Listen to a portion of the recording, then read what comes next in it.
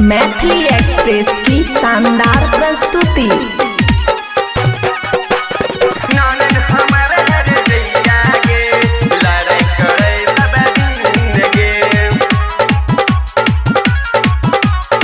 खुशी recording studio बलुआहा। जैया से गेलै सैया हमरा छोड़ के,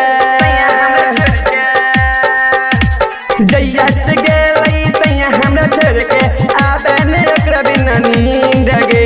ननन हमर हर जैया गे, लड़ाई करे सब दिन गे। ननन हमर हर जैया गे, लड़ाई करे सब दिन गे। ननन हमर हर जैया गे, लड़ाई करे सब दिन गे।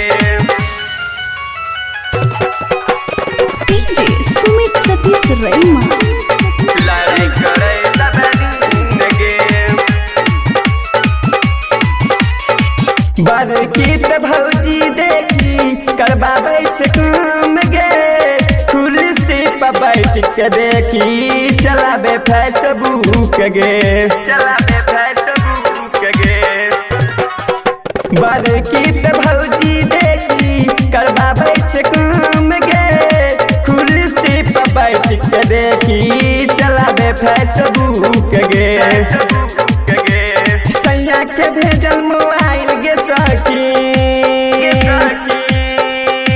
सैया के भेजल मोबाइल गे सखी, ललके चोराई गे।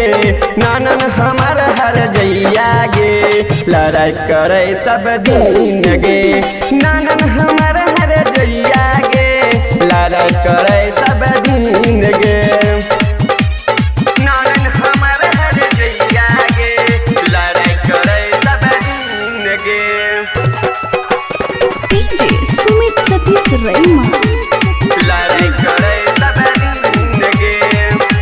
खुशी रिकॉर्डिंग स्टूडियो बलुआहा। गहना तुझे बरसाकी दल कई के बेच गे। अब होत मानिस सैया छोड़ाई देब सन की गे, छोड़ाई देब सन की गे।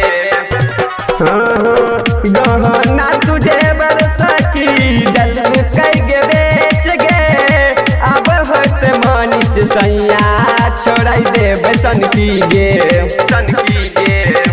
समझन बाती रोशन विकास, समझन बाती सोचिल विकास, काना बतबे रात दिन गे।